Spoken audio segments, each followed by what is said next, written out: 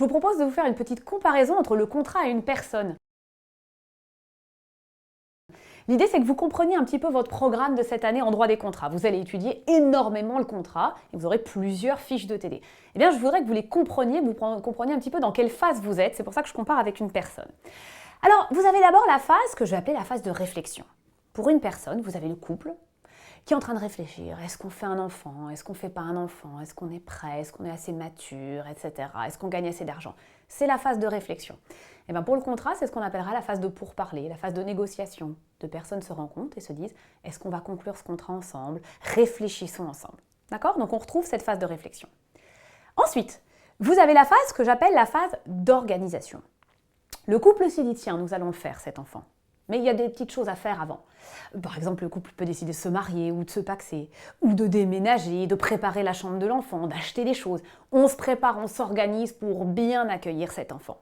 Et bien de la même manière avec un contrat, les partenaires peuvent engager une phase de préparation, c'est-à-dire des contrats préparatoires. Vous avez parfois des pactes de préférence, vous avez ce qu'on appelle des promesses de contrat, des promesses unilatérales par exemple. Donc ça, c'est la phase préparatoire. On n'a pas encore conclu le contrat, mais on est en phase de préparation. On a décidé qu'on allait le faire, on s'organise.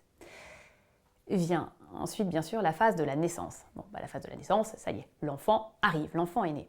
Pour le contrat, c'est la phase de rencontre des volontés. Une offre vient rencontrer une acceptation. L'enfant est né, et le contrat aussi. Se pose alors une question, cet enfant, ce contrat est-il viable?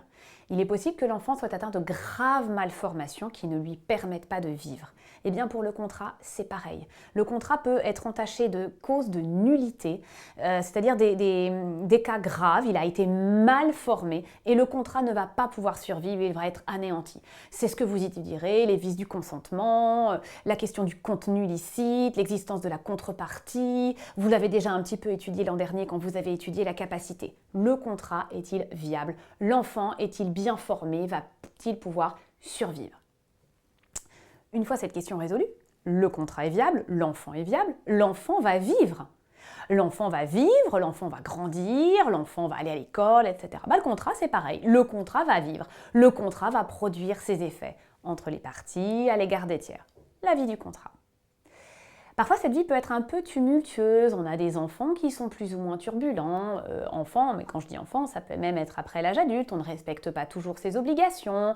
On commet des infractions. Bon, dans ces cas-là, un juge va sanctionner, ou si vous ne respectez pas votre contrat de travail, vous serez licencié. Voilà. Vous avez des obligations, si vous ne les respectez pas, il y a des sanctions. Pour le contrat, c'est pareil. Il y a des obligations qui sont nées de ce contrat. Si vous ne les respectez pas, le juge pourra sanctionner le débiteur qui ne respecte pas ses obligations. Il y a différentes sanctions que vous étudierez. Enfin, eh bien, il y a la mort. La personne, un jour ou l'autre, va décéder de sa belle mort, si c'est une vieillesse ou ça peut être une maladie. Pour le contrat, c'est pareil. Le contrat peut prendre fin, soit parce que les parties l'ont décidé, soit parce que les circonstances font qu'une partie a tellement gravement manqué à ses obligations que le contrat est amené à disparaître. Voilà. Essayez de garder ça en tête. Ces différentes étapes de la vie du contrat, qui sont les différentes fiches de TD que vous allez avoir, en les comparant à la vie d'une personne. Je pense que ça peut être assez clair justement pour comprendre où on en est dans le contrat au moment du programme.